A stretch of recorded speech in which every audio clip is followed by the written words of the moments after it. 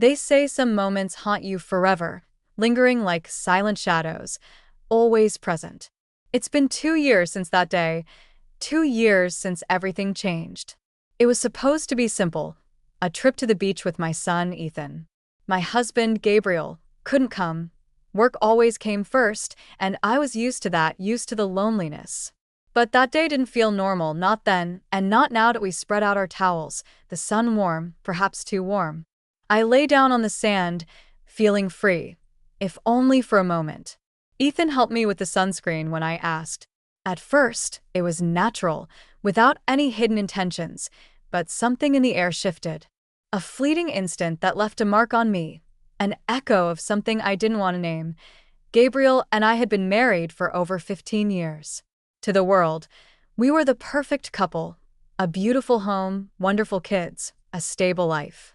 But the cracks are only visible from within the walls.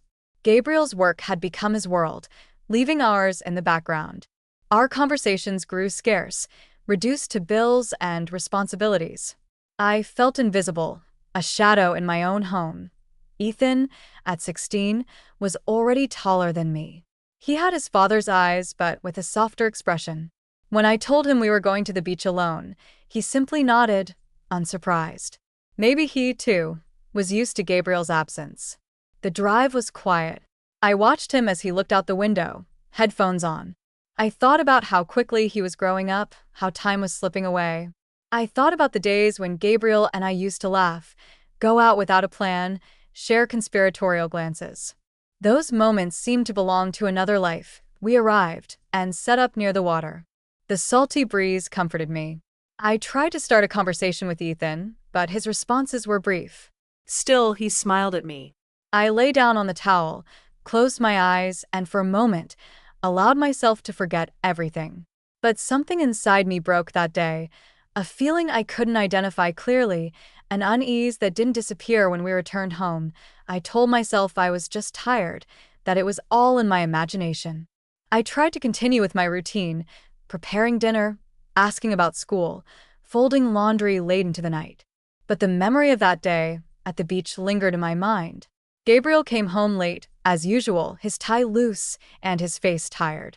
He kissed my cheek out of habit, without really seeing me. "Long day," he murmured, and before I could respond, he had already disappeared into the living room. I watched him walk away, and once again, felt that emptiness. The weeks passed, but the feeling didn't fade. Something had changed in Ethan, too. He didn't avoid my gaze, but it wasn't the same as before. I found myself questioning things I had never thought about, searching for explanations, but none satisfied me. One day, I asked him, "Do you want to go back to the beach?" I'm not sure why I did it. Maybe I was looking for answers, or maybe I just needed to feel that everything was okay. The drive was silent, different from the first time. This time, Ethan didn't wear headphones. He just looked out the window with a thoughtful expression. The beach was almost deserted. We spread out our towels as before, but this time, I didn't ask for help with the sunscreen. Instead, I closed my eyes and tried to focus on the sound of the waves. But even with my eyes closed, I could feel the tension in the air, a tension I didn't fully understand but knew was there. The real breaking point came later. Something in the atmosphere grew heavier, as if the air itself was charged with something I couldn't see, but could feel. I tried to ignore it, to act normally, but deep down I knew something was wrong, something I didn't want to face. From that day on, nothing felt the same. I'm not sure exactly when everything changed, but I know things will never be the same again. There are secrets hidden within the walls of a home, shadows that seep through the cracks. And once you see them, you can't make them disappear. The days continued as if nothing had changed, but deep down, I knew everything was different. Each morning, I woke up feeling the weight of a secret I thought was impossible to bear. Gabriel continued his usual routines, working late, returning home with the same tiredness in his eyes, the same quick kiss on the cheek that had lost its meaning over time. Isa played in the living room, laughing, unaware that her family was teetering on an invisible edge. Ethan, on the other hand, had become quieter, not distant, not cold, just different. I caught him looking at me with expressions I couldn't decipher, as if he was searching for answers in my face. We didn't talk about what had happened, but the tension between us had become a persistent shadow. I tried to act normally, to convince myself that everything could go back to the way it was. But with each passing day, it became more evident that we had entered a territory from which it was difficult to return. One night, while preparing dinner, I felt his presence behind me. He didn't say anything, just stood there waiting. The sound of the knife against the cutting board was the only thing breaking the silence.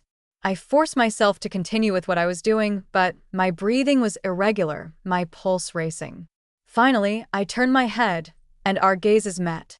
"Mom," Ethan said in a low, hesitant voice. "Yes, Ethan," I replied, struggling to stay firm. He opened his mouth but stopped, seeming to debate with himself, caught between what he wanted to say and what he knew he should keep silent. Finally, he shook his head and walked away, leaving me with my heart pounding in my ears. That night, as Gabriel slept beside me, I lay awake, staring at the ceiling, unable to sleep. I thought about my family, about the image of perfection everyone believed they saw from the outside. I thought about the weight of secrets, about how they can cling to your skin until they become a part of you. But most of all, I thought about how much longer I could sustain this facade before everything crumbled. Fate is relentless, and I knew that, sooner or later, the truth would find its way out. The days passed with a strange normality. The family routine continued. Mornings with a bustle of breakfast, afternoons in the park with Isa, nights when Gabriel came home late, and I pretended not to notice his lack of interest. But beneath that apparent calm, something was growing inside me, a tension I couldn't ignore. Ethan felt it too. I saw it in his gaze when our eyes met, in the way his presence seemed to fill every space with an invisible weight. We didn't talk about what had happened, but it was there, floating between us, waiting for the moment to explode. One night, after putting Isa to bed, I went out to the balcony in search of air. The city glittered in the distance, oblivious to the storm brewing inside me. I hugged myself, feeling the night's chill seeping into my skin. "You can't keep going like this," I whispered to myself. I heard his voice behind me but didn't turn around immediately. I knew it was Ethan. I knew I would find him there with that gaze that seemed to see right through me. "And what am I supposed to do?" I whispered to the wind. Ethan approached slowly, leaning on the railing beside me. "I don't know," he admitted, "but this is going to destroy us." His sincerity disarmed me. For the first time in a long time, someone was putting into words what my mind had been trying to deny. I bit my lip, fighting against a storm of emotions churning inside me. "I know," I murmured from the window. The light in the living room came on. Gabriel was home. Reality hit us like a bucket of cold water. "Go," I whispered to Ethan. He hesitated for a moment, but nodded before disappearing into the darkness of the hallway. I stood there alone, feeling the weight of my choices becoming increasingly unbearable. Because, sooner or later, every secret finds a way to come to light. That night, I barely slept. The image of Ethan walking away down the hallway replayed in my mind like an echo that couldn't be silenced. How much longer could I sustain this? How much longer before everything came crashing down?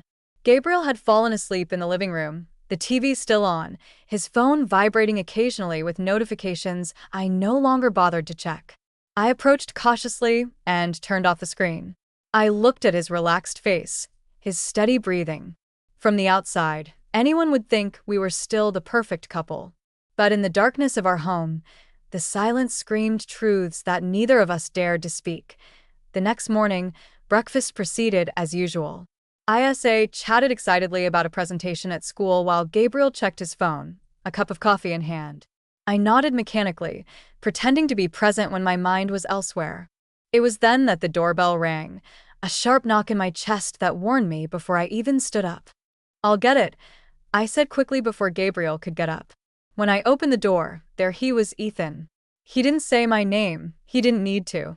His gaze spoke for him. But what unsettled me the most wasn't his presence, it was the way his expression had changed. "Something's wrong. We need to talk," he said in a low voice. My breathing grew rapid. I glanced at the dining table, where Gabriel was still distracted by his phone. It's important, I whispered, trying to sound firm.